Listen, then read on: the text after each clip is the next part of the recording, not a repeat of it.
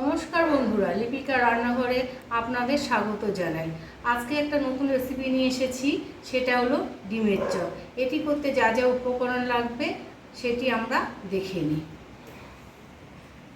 আমি আগের থেকে 4টে ডিম সিদ্ধ করে রেখে দিয়েছি, আলু সিদ্ধ করে নিয়েছি, স্ল্যাক্স পাউরুটি নিয়েছি, সাদা তেল, এখানে নুন, হলুদ, আর এটা হচ্ছে বিট নুন আছে। এটা আমি 3 রকম ভাজা বাড়িতে করে নিয়েছি, এলাচ, দারচিনি, লবঙ্গ, আর জিরে আর ধনে। এটা লঙ্কার গুঁড়ো, এটা চাট মশলা, এটা গোলমরিচ, এটা কর্নফ্লাওয়ার নিয়েছি। আমি পেঁয়াজগুলো এইভাবে কুচি কুচি করে কেটে নিয়েছি, যত কুচি হবে ততই ভালো হয়। আমি আদা কুচি করে নিয়েছি, লঙ্কা, আর এটা ধনে পাতা। ধনে পাতা যত পরিমাণ দেওয়া হবে তত এটা স্বাদ বাড়বে। এইভাবে আমি আলু সিদ্ধ নিয়েছি, নেওয়ার পরে পেঁয়াজ কুচি নিয়েছি ছোটো ছোটো দুটো। এরপরে যা যা লাগবে সব আমি এর ভিতরে এড করে দেবো। লঙ্কা কুচি, আদা কুচি, তারপরে ধনে পাতা দিয়েছি, অনেকটাই ধনে পাতা দিলে খুব ভালো লাগবে, একটু বেশি করে ধনে পাতা দিয়েছি আমিও, আপনারা দেবেন। চাট মশলা, লঙ্কার গুঁড়ো, নুন সব একসাথে দিয়ে দিয়েছি। এবার আমার ভাজা করা যে মশলাটা আমি রেখেছি, একটু হলুদ দিয়ে দিয়েছি, সামান্য নুন দিয়ে দিলাম।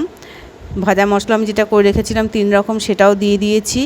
দেওয়ার পর এটাকে ভালো করে এবার কর্নফ্লাওয়ার দেবো।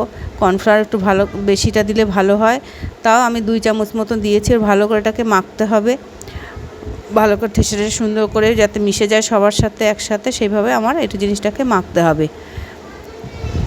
এই সন্ধ্যাবেলায় টিফিনটা করলে খুবই ভালো লাগে খেতে। ডিমের চপ অনেকভাবেই করা যায়, আমি এই একরকম পদ্ধতিতে করেছি, আগেও একরকম করেছি।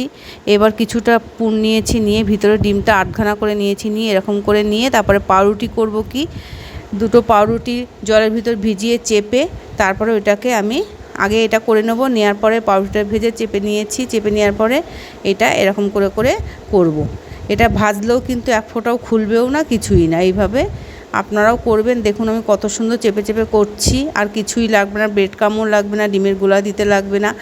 আমি প্রত্যেকটা এইভাবে এক এক করে আমি সব করে নেব। আগে কিন্তু পাউরুটিটা আপনারা কিন্তু ভিজিয়ে নেবেন, ভিজিয়ে চেপে নেবেন, নাহলে কিন্তু কখনোই আটকাবেন না, আপনারা করতেও পারবেন না। যদি শুকনো পাউরুটি দেন তাহলে কিন্তু কিছুতেই আটকানো যাবে না। এইভাবে চেপে চেপে প্রত্যেকটা আমি গড়িয়ে নিয়েছি সুন্দরভাবে। দেখুন চেপে চেপে এবার আমি কড়াইতে এবার আমি তেল দেব, গরম করে হোক। এগুলো সব হয়ে গেছে, এক এক করে আমার সব রেডি করা হয়ে গেছে। কোনোটা বড় করেছি, কোনোটা ছোটও করেছি, একটু করা হয়ে গেলে এবার আমি কড়াইতে তেল দেবো, সাদা তেল, একটু বেশি দিলে ভালো হয়, তাও যতটা লাগবে আমি দিয়েছি। দেখুন এবার তেলটা একটু উপর থেকে ঝাঁঝি হাতা দিয়ে দিয়ে এরকম করে করে দিচ্ছি, যাতে উপরেও তেলটা লাগলে জিনিসটা খুব ভালো হবে। খুব গ্যাসটা আমি একটু কম করে দিয়েছি, দিলে পর ভিতরে ভাজাটাও খুব ভালো হয়ে যাবে, সেই জন্য আমি গ্যাসটা একটু কম করে দিলাম। এইভাবে আস্তে আস্তে উলটপালট করে করে লাল লাল করে ভেজে নিতে হবে জিনিসটা। এগুলো বাচ্চাদের সন্ধ্যাবেলায় দিতে পারবেন খেতে। পাউরুটি এমনি বাচ্চারা খেতে চায় না অনেক সময়, জ্যাম জেলি না থাকলে এটা দিয়ে খেতে দেবেন, দেখবেন খুব ভালো খাবে ওরা। আর বড়দের তো কথাই নাই। দেখুন কত সুন্দর লাল লাল করে ভেজে নিয়েছি, যেরকম টেস্টও খুব সুন্দর খেতে। এইভাবে প্রত্যেকটা আমি ডিমের টেবিলগুলো আমি সব এক এক করে করে নিলাম।